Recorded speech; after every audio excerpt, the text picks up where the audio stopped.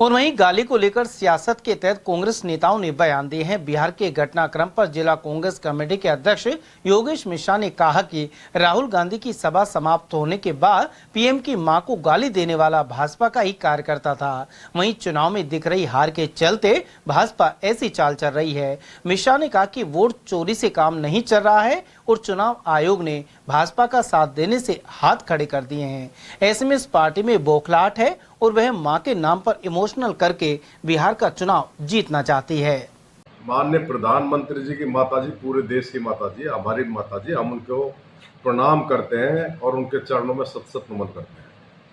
लेकिन अब वो राजनीति के लिए माताजी के नाम का दुरुपयोग करें, ये कोई बहुत अच्छी बात नहीं है। बीजेपी के कार्यकर्ता को उस मंच पर भेज दिया मीटिंग खत्म होने के बाद, पकड़ा गया तो पता लगा कि वो तो बीजेपी का ही कार्यकर्ता निकला। तो ये सब चीजें स्वस्थ राजनीति के लिए, देश के लिए ठीक नहीं है। प्रजातंत्र में साफ सुथरी राजनीति होनी चाहिए। माँ किसी की भी हो, चाहे मोदी जी की हो, चाहे मेरी हो, चाहे आपकी हो, चाहे किसी तीसरे की हो, माँ सबकी सम्माननीय है।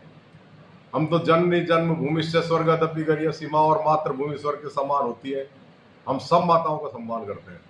लेकिन माता जी के नाम को अगर भारतीय जनता पार्टी कोई एजेंडा बना करके उसका दुरुपयोग करना चाहे, ये देश की जनता सहन नहीं करेगी। आप बिहार बंद करो, राजस्थान बंद करो, पूरी कांग्रेस मोदी जी की माताजी को अपनी माताजी मानती है। अब ये बिना बात प्रोपेगेंडा करे, और कांग्रेस पार्टी ऐसी है जो माओ का सम्मान करती है। ये लोग माताओं के नाम का दुरुपयोग करते हैं, तो इनको सोच समझ के ऐसे स्टेटमेंट सर, आपको लगता है बिहार में भाजपा की स्थिति खराब है, वो बूस्टर देने का काम कर रहे हैं? कुछ बूस्टर नहीं है भैया, जीरो, एक भी सीट नहीं आएगी बीजेपी की। इन्होंने कुछ किया ही नहीं। 65 लाख वोट काट दिए इन्होंने आम जनता के, गरीब, मजदूर, किसान, SC ST OBC पिछड़ा वर्ग के। तो जो कांग्रेस के परंपरागत वोट है उनको वोट लिस्ट से हटा। धन्यवाद है माननीय सुप्रीम कोर्ट को, माननीय उच्चतम न्यायालय को, कि उन्होंने उनको डांट लगाई। और चुनाव आयोग बताइए, बीजेपी की बी टीम बनकर काम कर रहा है। कभी ऐसा हुआ है क्या? चुनाव आयोग की कितनी प्रतिष्ठा होती थी इस देश में, आज आम आदमी कहने लग गया चुनाव आयोग तो बीजेपी का एजेंट है। तो देश में पारदर्शिता और स्वच्छता होना चाहिए। राजवाज तो आते जाते रहते हैं, कभी बीजेपी का आ जाए, कभी कांग्रेस का आ जाए, इससे क्या फर्क पड़ता है? जनता के सामने गंदी राजनीति मत करो। उधर कांग्रेस नेता हिमांशु शर्मा ने भी बिहार में प्रधानमंत्री की मां को गाली देने वाले को भाजपा का कार्यकर्ता बताया। साथ ही कहा कि मोदी सरकार की योजनाएं फेल साबित हुई हैं, महंगाई चरम आसमान पर पहुंच रही है और बेरोजगारी ने सारे रिकॉर्ड तोड़ दिए हैं। इसके अलावा आतंकवाद के मुद्दे पर विश्व का समर्थन नहीं मिल पा रहा है। वहीं देश पर 4 लाख करोड़ का कर्ज है। शर्मा ने कहा कि आमजन यह समझ चुके हैं कि वे अब भाजपा को सबक सिखाएंगे। आज भारतीय जनता पार्टी के नेताओं के द्वारा प्रधानमंत्री की मां की गाली देने पर विरोध प्रदर्शन कर रहे हैं अलवर सहित पूरे हिंदुस्तान में।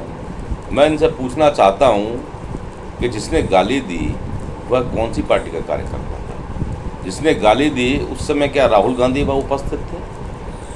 क्या RJD के तेजस्वी वहाँ उपस्थित थे? पूरी सोशल मीडिया में, इलेक्ट्रॉनिक मीडिया में, प्रिंट मीडिया में आ चुका है कि जिस व्यक्ति ने गाली निकाली वह आप ही की पार्टी का सदस्य है।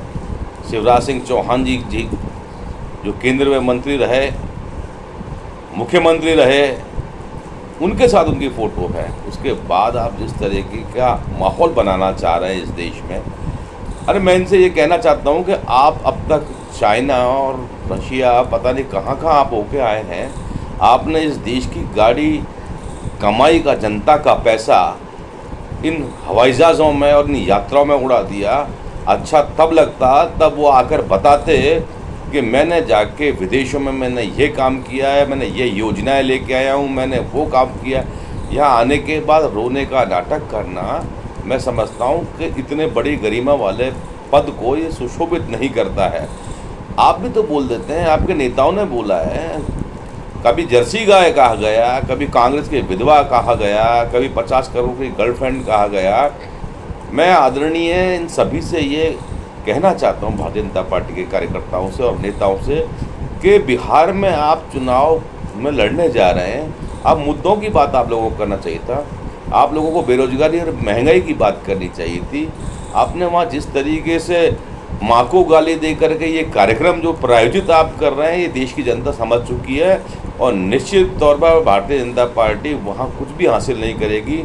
जिस तरीके से वहाँ विरोध प्रदर्शन किया गया, बंद का आह्वान किया गया, उस बंद में भी आपने देखा कि लोगों ने वहाँ बड़ा भारतीय जनता पार्टी के लोगों पर लाठियाँ तक बरसा दी। तो इनको ये समझना चाहिए भारतीय जनता पार्टी के नेताओं को कि देश विकास चाहता है।